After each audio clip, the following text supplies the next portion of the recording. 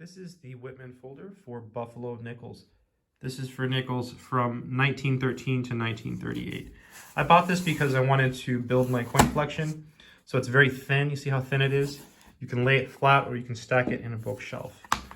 And it's just a really compact, affordable way to store your coins.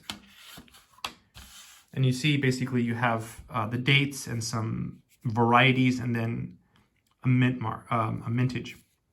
So you see you have the different mintages, and that's why I like it, because it tells you the mintages. So for example, let me just go over here to the later dates. So for example, 1937 has a mintage of 79 million. That's quite a bit. But if we look over here, a 1926D has a much slower mintage. So typically a lower mintage is more valuable. Even here, look, 1926S, less than a million. So that's much more scarce than all of these. So typically that means it's worth more money. Typically coins with lower mintages are worth more. Not always the case, but that's usually the case in coin collecting. Sometimes you'll get coins that have a high mintage and they're considered very scarce, which is really interesting. Usually there's a backstory there. And so the point is that you fill this book with your coins. So let's put one in. So this is a 1936 Buffalo nickel. And then on the reverse, on the reverse, we can find the mint mark. It's under the word 5 cents. So there it is. It's an S, so San Francisco. So that's going to be right over here, 1936S. So you just go over here and you just push it in. I am back. I had to apply force with both hands to get that one in. That was very, very difficult to get in. Let's find another one, see if it's a little bit easier. So here's one. This one is 1937. And this one has no mint mark because there's no letter under the 5 cents. So that would go here, much more common coin. So sometimes some of them are harder to get in. That was pretty difficult to get in. Sometimes they're easier. Yeah, see, that one went right in. No problem there.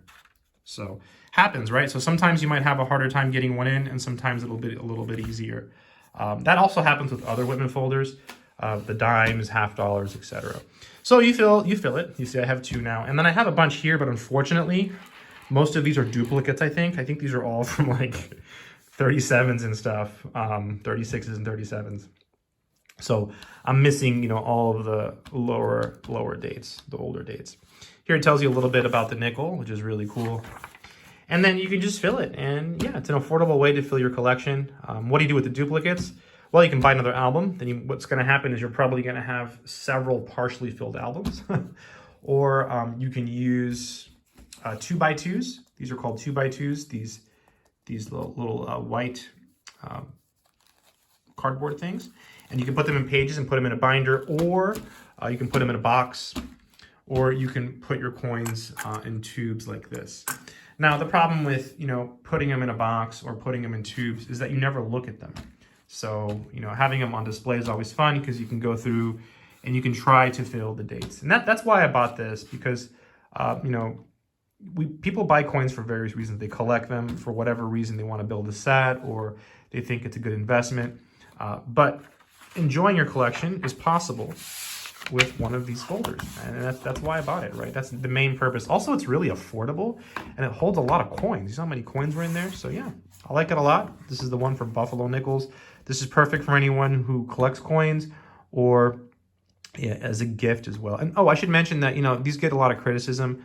Some people sometimes think that these aren't the best way to store your coins. Like, oh, your coins are gonna tone and this and that.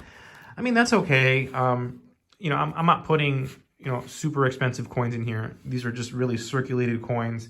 They're not in great condition. They're common dates. I suppose if I had an uncirculated 1926S, perfect condition Buffalo nickel, I probably wouldn't put it in here. I'd put it somewhere else just to be a little more careful with it. But in any case, it's a nice way to store your coins and display them, and it's very affordable, and you can try to fill a set. So I like it, and I think it's worth it. Good luck.